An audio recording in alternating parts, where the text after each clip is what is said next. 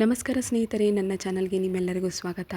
ಹಾಗಲಕಾಯಿ ಒಂದಿದ್ದರೆ ಸಾಕು ನೋಡಿ, ಎಷ್ಟೇ ಮನೆಯಲ್ಲಿರುವಂಥ ಜಿರಳೆಗಳಾಗಿರಬಹುದು, ಹಳ್ಳಿಗಳಾಗಿರಬಹುದು, ಇಲಿಗಳಾಗಿರ್ಬೋದು ಎಲ್ಲವನ್ನು ಕೂಡ ಸಣ್ಣ ಸಣ್ಣ ಕೀಟನಾಶಕಗಳು ಕೂಡ ಸತ್ತೋಗ್ಬಿಡ್ತವೆ. ಹಾಗೆ ಮನೆಯಿಂದ ಓಡೋಗೋದಂತೂ ಗ್ಯಾರಂಟಿ. ಸಣ್ಣ ಸಣ್ಣ ಹುಳುಗಳೇನಿದ್ದಾವೆ ಅಲ್ಲೇ ಸತ್ತೋಗ್ಬಿಡ್ತವೆ. ಇಲಿಗಳು ಹಲ್ಲಿಗಳೇನಿದ್ದಾವೆ ಮನೆಯಲ್ಲಿ ಇರೋದಿಲ್ಲ, ಮನೆಯಿಂದ ಹೊರಗಡೆ ಹೋಗೋದಂತೂ ಗ್ಯಾರಂಟಿ. ಹಾಗಲಕಾಯಿಯಿಂದ ಈ ರೀತಿ ಮಾಡಿ ನೋಡಿ, ನೀವೇ ಶಾಕ್ ಆಗ್ತೀರಾ. ಈ ಕಾಯಿ ಇದ್ದರೆ ಸಾಕು ನೋಡಿ ಸ್ನೇಹಿತರೆ, ಎಷ್ಟೇ ಇರ್ಬೋದು ಎಲ್ಲ ಕೂಡ ಹೋಗುತ್ತೆ. ಹಾಗಿದ್ರೆ ಈ ರೆಮಿಡಿನ ಯಾವ ರೀತಿ ಮಾಡೋದು ಅಂತ ನಾನು ನಿಮಗೆ ಇವತ್ತು ಈ ವಿಡಿಯೋದಲ್ಲಿ ತೋರಿಸ್ಕೊಡ್ತಾ ಇದ್ದೀನಿ. ಇಲಿಗಳು ಜಾಸ್ತಿ ಆಗಿದ್ದಾವೆ. ಇಲಿಗಳಿಂದ ಮನೆಯಲ್ಲಿ ಸಣ್ಣ ಸಣ್ಣ ಮಕ್ಕಳು, ವಯಸ್ಸಾದವರಿದ್ದರೆ ಇನ್ಫೆಕ್ಷನ್ ಜಾಸ್ತಿ ಆಗುತ್ತೆ. ಅಷ್ಟೇ ಅಲ್ಲ, ಕಿರಿಕಿರಿ ಕೂಡ ಜಾಸ್ತಿ ಆಗುತ್ತೆ, ಹೆಲ್ತ್ ಕೆಟ್ಟೋಗುತ್ತೆ. ಸಣ್ಣ ಸಣ್ಣ ರೋಗಗಳಂತೇಳಿ ನಾವು ನೆಗ್ಲೆಕ್ಟ್ ಮಾಡ್ಬೋದು, ಬಟ್ ಅದು ಯಾವಾಗ ದೊಡ್ಡ ರೋಗ ಆಗುತ್ತೆ, ಇನ್ಫೆಕ್ಷನ್ಸ್ ಆಗುತ್ತೆ ಅಂತ ಗೊತ್ತಾಗೋದಿಲ್ಲ. ಹಾಗಾಗಿ ಮನೆಯಲ್ಲಿ ನಾವು ಸುರಕ್ಷಿತವಾಗಿರಬೇಕು ಅಂತಂದರೆ ಮನೆ ಮದ್ದನ್ನು ಟ್ರೈ ಮಾಡೋದ್ರಲ್ಲಿ ಏನು ಫಾಲ್ಟ್ ಇಲ್ಲ ಸ್ನೇಹಿತರೆ. ನಾವು ಹೊರಗಡೆಯಿಂದ ಎಷ್ಟೋ ಕೆಮಿಕಲ್ಸ್ನ ತಂದಿರ್ತೀವಿ, ಒಂದೊಂದು ಟೈಮ್ ಅವು ಹಾರ್ಮ್ ಆಗ್ತವೆ ಅಥವಾ ಏನಾದರೂ ಬೇರೆ ಪ್ರಾಬ್ಲಮ್ಸ್ ಆಗೋ ಚಾನ್ಸಸ್ ಭಾಳ ಇರುತ್ತೆ. ಬಟ್ ಇದು ಮನೆ ಮದ್ದು ಇರೋದ್ರಿಂದ ನಿಮಗೆ ಏನು ಪ್ರಾಬ್ಲಮ್ ಆಗೋದಿಲ್ಲ. ಮನೆಯಲ್ಲಿರುವಂಥ ರೆಮಿಡಿ ಇರೋದ್ರಿಂದ ಇದು ನಿಮಗೆ ಪ್ರಾಬ್ಲಮ್ ಆಗೋದಿಲ್ಲ. ಹಾಗಿದ್ರೆ ಹಾಗಲಕಾಯಿನ ನೋಡಿ, ನಾನು ಇಲ್ಲಿ ಕಟ್ ಮಾಡ್ಕೊತಾ ಇದ್ದೀನಲ್ಲ, ಇದೇ ರೀತಿ ಕಟ್ ಮಾಡ್ಕೊಳ್ಳಿ. ನಾವು ನಾರ್ಮಲಾಗಿ ಪಲ್ಯ ಮಾಡ್ಬೇಕಾದ್ರೆ ಏನು ಕಟ್ ಮಾಡ್ತೀವಲ್ವ ಅದೇ ರೀತಿಯೇ ಕಟ್ ಮಾಡ್ಕೋಬೇಕು. ನಾನು ಇಲ್ಲಿ ಒಂದು ಹಾಗಲಕಾಯಿನ ತೊಗೊಂಡಿದ್ದೀನಿ, ಒಂದು ಹಾಗಲಕಾಯಿನ ಪೂರ ಕಟ್ ಮಾಡ್ಕೊಂಡಿದ್ದೀನಿ. ಈ ರೀತಿ ಹಾಗಲಕಾಯಿನ ಕಟ್ ಮಾಡ್ಕೊಂಡ್ಬಿಟ್ಟು ನಾವು ಇದನ್ನು ಮಿಕ್ಸಿ ಜಾರಿಗೆ ಹಾಕ್ಕೋಬೇಕಾಗತ್ತೆ. ಹಾಗಲಕಾಯಿ ನಮ್ಮ ದೇಹಕ್ಕೆ ಒಳ್ಳೆಯದು, ಉತ್ತಮ ಅಂತ ಹೇಳ್ತೀವಿ. ಆದರೆ ಅದೇ ಈ ಜಿರಳೆ ಹಳ್ಳಿಗಳಿಗೆ ಅದು ಪ್ರಾಬ್ಲಮ್ ಆಗೋದಂತೂ ಗ್ಯಾರಂಟಿ. ನೋಡಿ, ಇಲ್ಲಿ ನಾನು ಮತ್ತೆ ಪಲಾವ್ ಎಲೆ ಬರುತ್ತಲ್ವ ಅದನ್ನು ಕೂಡ ತೊಗೊಂಡಿದ್ದೀನಿ. ಪಲಾವ್ ಎಲೆ ಮತ್ತು ಹಾಗಲಕಾಯಿ ಎರಡನ್ನೂ ಕೂಡ ಚೆನ್ನಾಗಿ ರುಬ್ಬಿಬಿಟ್ಟು ನೀರು ಹಾಕ್ಕೊಂಡು ರುಬ್ಕೊಂಡಿದ್ದೀನಿ. ನೋಡಿ, ಈ ರೀತಿ ಲಿಕ್ವಿಡ್ ಟೈಪ್ನಲ್ಲಿ ಆಗಬೇಕು. ಈ ರೀತಿ ರುಬ್ಕೊಂಡಿದ್ದೀನಿ ನೀಟಾಗಿ. ಹಾಗಲಕಾಯಿ ಎಲ್ಲವೂ ಕೂಡ ಸ್ಮ್ಯಾಶ್ ಆಗಿರಬೇಕು. ನಾನು ಸ್ಮ್ಯಾಶ್ ಮಾಡ್ಕೊಂಡ್ಮೇಲೆ ಒಂದು ನೀಟಾಗಿ ರುಬ್ಕೊಂಡಿದ್ದೀನಿ. ಅದಾದಮೇಲೆ ಫಿಲ್ಟರ್ ಮಾಡ್ಕೊತಾ ಇದ್ದೀನಿ. ಈ ರೀತಿ ಫಿಲ್ಟರ್ ಮಾಡ್ಕೋಬೇಕು. ಫಿಲ್ಟರ್ ಮಾಡ್ಕೊಂಡಿರೋದು ಕೂಡ ಅಷ್ಟೇ ವೇಸ್ಟ್ ಅಂತೇಳಿ ಬಿಸಾಕೋ ಆಗಿಲ್ಲ. ಇದರಿಂದ ಕೂಡ ಒಂದು ಒಳ್ಳೆಯ ರೆಮಿಡಿ ಆಗುತ್ತೆ. ಅದು ಏನಂತ ಕೂಡ ತೋರಿಸ್ಕೊಡ್ತಾ ಇದ್ದೀನಿ. ನಾವೊಂದು ಇಲ್ಲಿ ಮಾಡ್ತಾ ಇರುವಂಥದ್ದು ಹಲ್ಲಿ ಜಿರಳೆಗಳಿಗೆ, ಹಾಗಾಗಿ ಎಲ್ಲಿ ಕೂಡ ವೇಸ್ಟ್ ಆಗಲಾರ್ದಂಗೆ ನಾವು ಇದನ್ನು ಉಪಯೋಗ ಮಾಡ್ಕೋಬೇಕಾಗುತ್ತೆ. ಇದನ್ನು ನೀವು ಆರಾಮ್ಸೆ ತಿಂಗಳಂಗಟ್ಟಲೆ ಯೂಸ್ ಮಾಡ್ಕೋಬೋದು. ಈ ಸ್ಪ್ರೇ ಒಂದು ರೆಡಿ ಆಯ್ತಂದರೆ ಸಾಕು ನಿಮಗೆ. ನೋಡಿ, ಇಲ್ಲಿ ನಾನು ಹಾಗಲಕಾಯಿದಲ್ಲಿರುವಂಥದ್ದನ್ನು ನೀರೇನಿತ್ತಲ್ವ ಅದನ್ನು ಸಪ್ರೇಟ್ ಮಾಡ್ಕೊಂಡಿದ್ದೀನಿ, ಅದರಲ್ಲಿರುವಂಥದ್ದನ್ನು ಫಿಲ್ಟರ್ ಮಾಡ್ಕೊಂಡಿದ್ದೀನಿ. ಹಾಗೆ ಹಾಗಲಕಾಯಲ್ಲಿ ಸ್ವಲ್ಪ ಮಿಕ್ಸಿ ಜಾರಿಗೆ ಹಾಕ್ಕೊಂಡಿದ್ವಲ್ಲ ಅದರಲ್ಲಿರುವಂಥ ನೀರನ್ನು ಕೂಡ ಈಗ ನಾನು ಮತ್ತೆ ಒಂದು ಬೌಲಿಗೆ ಹಾಕ್ಕೊತಾ ಇದ್ದೀನಿ. ಹಾಗೆ ಸೈಡಿಗೆ ಏನು ಮಾಡಿದ್ದೀನಿಪ್ಪ ಅಂತಂದರೆ, ನಾವು ಮೊದಲಿಗೆ ತೆಗೆದಿಟ್ಕೊಂಡಿದ್ವಲ್ಲ ಹಾಗಲಕಾಯಿದೇನಿದೆಯಲ್ವ ಅದನ್ನು ಸೈಡಿಗೆ ಇಟ್ಕೊಂಡಿದ್ದೀನಿ. ನೀರಷ್ಟೇ ನಾನು ಇಲ್ಲಿ ತೊಗೊಂಡಿರೋದು, ವಾಟರ್ ಅಷ್ಟೇ ತೊಗೊಂಡಿರೋದು. ಅಂದರೆ ನಾವು ಹಾಗಲಕಾಯಿನ ಮಿಕ್ಸಿಗೆ ಹಾಕ್ಕೊಂಡಿದ್ವಲ್ವ ಅದನ್ನು ತೊಗೊಂಡಿರೋದು. ಹಾಗಲಕಾಯಲ್ಲಿ ಕಹಿ ತುಂಬ ಇರುತ್ತೆ, ಹಾಗಾಗಿ ಯಾವುದೇ ಕೀಟನಾಶಕಗಳು ಜಾಸ್ತಿ ಇರೋದಿಲ್ಲ. ಸಣ್ಣ ಸಣ್ಣ ಹುಳುಗಳು, ಗುಂಗುರು ಹುಳುಗಳಿರ್ತವಲ್ವ ಅವೆಲ್ಲ ಕೂಡ ಮಾಯವಾಗಿಬಿಡುತ್ತೆ. ಹಾಗೆ ನಾವು ಪದೇ ಪದೇ ಮನೆಯಲ್ಲಿರುವಂಥ ಮಕ್ಕಳಿದ್ದರೆ, ಸಣ್ಣ ಸಣ್ಣ ಮಕ್ಕಳಿದ್ರೆ ಗೊತ್ತಿರುತ್ತೆ, ಎಲ್ಲಿ ಬೇಕಾದ್ರೆ ಕೈ ಇಡ್ತಾನೆ ಇರ್ತಾರೆ ಅಥವಾ ಇನ್ಫೆಕ್ಷನ್ಸ್ ಆಗೋ ಚಾನ್ಸಸ್ ಭಾಳ ಇರುತ್ತೆ. ತಿಂದಿರೋವಂಥದ್ದನ್ನು ಸೋಫಾ ಮೇಲೆ ಅಲ್ಲಿ ಇಲ್ಲಿ ಅಂಟಿಸ್ತಾನೆ ಇರ್ತಾರೆ. ಹಾಗಾಗಿ ಅಲ್ಲಿ ಹುಳುಗಳು ಜಾಸ್ತಿ ಆಗ್ತಾ ಇರುತ್ತೆ. ಆ ಜಾಗದಲ್ಲೆಲ್ಲ ಹುಳುಗಳು ಆಗಬಾರ್ದು ಅನ್ನೋಗಿದ್ರೆ ನಾನು ಇಲ್ಲಿ ಸ್ಪ್ರೇ ಮಾಡ್ಕೊಂಡಿದ್ದೀನಲ್ಲ, ಇದೇ ರೀತಿ ಸ್ಪ್ರೇನ ಮಾಡ್ಕೋಬೇಕು. ಈ ಸ್ಪ್ರೇಗೆ ಏನೇನು ಹಾಕಬೇಕು ಅಂತಂದರೆ, ಈ ಬೌಲ್ನಲ್ಲಿ ನಾನು ಫಸ್ಟಿಗೆ ಹಾಕ್ಕೋಬೇಕಾದ್ರೆ ನಾನಿಲ್ಲಿ 1 ಸ್ಪೂನ್ ಆಗುವಷ್ಟು ಇದಕ್ಕೆ ನಾನು ಕರ್ಪೂರನ ಹಾಕ್ಕೊಂಡಿದ್ದೀನಿ. ಹಾಗೆ ಒಂದು ಬೌಲ್ ಆಗುವಷ್ಟು ಪೂರ ಡೆಟಾಲ್ನ ಆ್ಯಡ್ ಮಾಡ್ಕೊಂಡಿದ್ದೀನಿ. ಡೆಟಾಲ್ ಹಾಕೋದ್ರಿಂದ ಹೆಲ್ತಿಗೆ, ಅಂದರೆ ಈ ಒಂದು ಇನ್ಫೆಕ್ಷನ್ಸ್ ಆಗೋದನ್ನೇನು ತಡೆಗಟ್ಟುತ್ತೆ. ಹಾಗಾಗಿ ಹೆಲ್ತಿಗೆ ಒಳ್ಳೆಯದು ಅನ್ನೋದಕ್ಕೋಸ್ಕರ ನಾನು ಹಾಕಿರೋದು. ಈಗ ಸ್ಪ್ರೇ ರೆಡಿಯಾಗಿದೆ. ಒಂದು ಬೌಲ್ ಆಗುವಷ್ಟು, ಕರೆಕ್ಟಾಗಿ ಒಂದು ಬೌಲ್ ಆಗುವಷ್ಟು ನೀರು ಇತ್ತಲ್ವ ಅದು, ಅಂದರೆ ಈಗ ನಾವು ಹಾಗಲಕಾಯಿ ನೀರೇನಿತ್ತಲ್ವ ಅದನ್ನು ಕರೆಕ್ಟಾಗಿ ಹಾಕಿರೋದು. ಹಾಗಲಕಾಯಿ ಮತ್ತು ಪಲಾವ್ ಎಲೆ ಈಗ ಎಲ್ಲ ಕಡೆ ಈ ಸ್ಪ್ರೇನ ಹೊಡ್ಕೊತ ಹೋಗಬೇಕು, ಸ್ಪ್ರೇ ಮಾಡ್ಕೊತ ಹೋಗಬೇಕು. ಇದರಿಂದ ಹಲ್ಲಿಗಳೇನಿದ್ದಾವೆ ಜಾಸ್ತಿ ಬರೋದಿಲ್ಲ. ಹಲ್ಲಿಗಳೇನಿದ್ದಾವೆ ಅವೆಲ್ಲವೂ ಕೂಡ ಓಡೋಗ್ಬಿಡುತ್ತೆ.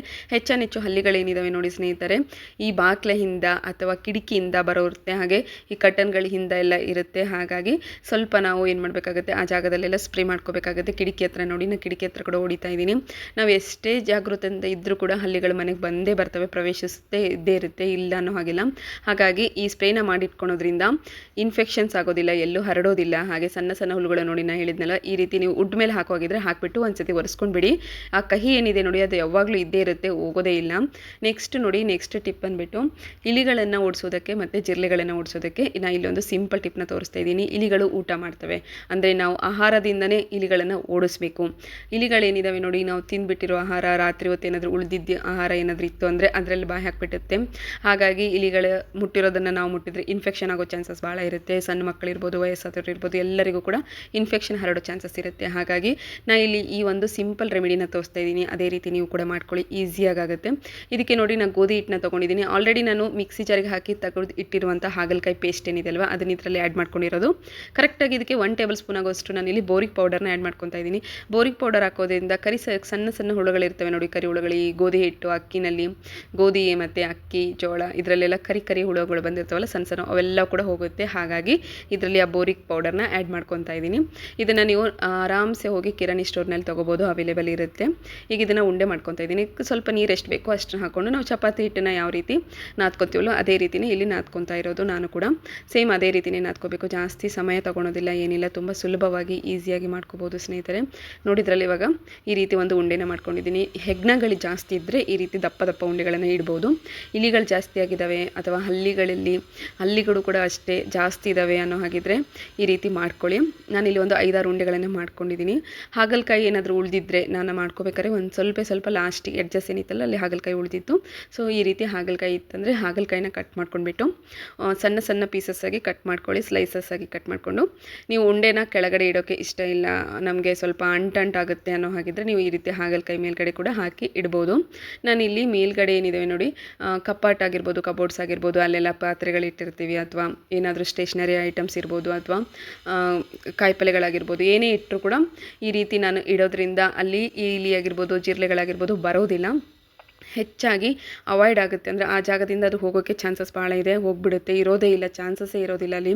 ಇಲಿಗಳಾಗಿದ್ದರೆ ಮನೆ ಬಿಟ್ಟು ಓಡೋಗೋದಂತೂ ಗ್ಯಾರಂಟಿ. ಹಾಗಾಗಿ ನೆಕ್ಸ್ಟ್ ಟಿಪ್ ನೋಡಿ, ಈ ಒಂದು ಗ್ಯಾಸ್ ಕಟ್ಟೆ ಹತ್ತಿರ ಎಲ್ಲ ನಾನು ಅಂಟು ಮಾಡ್ಕೊಂಡು ಹಾಕಬೇಕು ಅನ್ನೋ ಹಾಗಿರೋದ್ರಿಂದ ನಾನಿಲ್ಲಿ ಸಿಂಪಲ್ ರೆಮಿಡಿನ ತೋರಿಸ್ತಾ ಇದ್ದೀನಿ. ಫಸ್ಟಿಗೆ ನಾವೇನು ಹಾಗಲಕಾಯ್ದು ನೀರು ತೆಗೆದಿದ್ವಲ್ವ, ಆ ವಾಟರ್ ಏನಿದೆ ನೋಡಿ, ಆ ನೀರನ್ನು ನಾನೀಗ ಒಂದು ಬೌಲಿಗೆ ಹಾಕ್ಕೊಂಡ್ಬಿಟ್ಟು ಹತ್ತಿಯ ಸಹಾಯದಿಂದ ಈ ಸಣ್ಣ ಸಣ್ಣ ಗುಂಗುರು ಅಂತ ಹೇಳಿದೆ ನೋಡಿ, ಸಣ್ಣ ಸಣ್ಣ ಗುಂಗುರು ಹುಳುಗಳಿರ್ತವೆ, ಅವು ಕಾಣೋದೇ ಇಲ್ಲ, ಬಟ್ ನೊರ್ಜುಗಳು ಅಂತಲೂ ಹೇಳ್ತಾರೆ, ಅವಕ್ಕೆ ನೊರ್ಜ್ ಅಂತಲೂ ಕರೀತಾರೆ. ಅಂಥವು ಏನಿದ್ದಾವೆ ನೋಡಿ, ಅವು ತುಂಬ ಮುಖದ ಮೇಲೆಲ್ಲ ಬರ್ತಾ ಇರ್ತವೆ.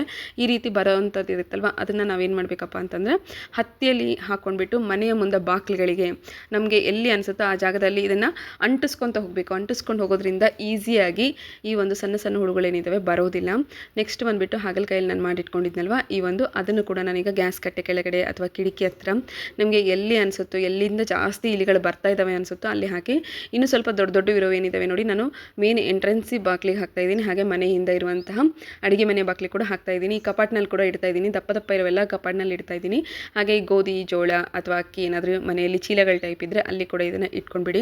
ನೆಕ್ಸ್ಟ್ ಬಂದುಬಿಟ್ಟು ನೋಡಿ, ಅದು ಉಳಿದಿರುವಂತಹ ಸ್ಪ್ರೇ ಏನಿದೆ ನೋಡಿ, ಅದನ್ನು ರಾತ್ರಿ ಸಮಯದಲ್ಲಿ ಏನು ಮಾಡಬೇಕಪ್ಪ ಅಂತಂದರೆ ಈ ರೀತಿ ಸಿಂಕಲ್ಲಿ ಇರುತ್ತಲ್ವ, ಸಿಂಕಿನ ಹತ್ರ ಹಾಕಿಬಿಟ್ಟು ಬಿಟ್ಬಿಡಬೇಕು. ಇದನ್ನು ನೀರು ಹಾಕೋದೇನು ಬೇಕಾಗೋದಿಲ್ಲ. ಈ ಸಣ್ಣ ಸಣ್ಣ ಜಿರಳೆಗಳಿದ್ದರೆ ಕೂಡ ಆ ಒಂದು ಸಿಂಕಿನಿಂದ ಬರೋದೇ ಇಲ್ಲ, ಅಲ್ಲೇ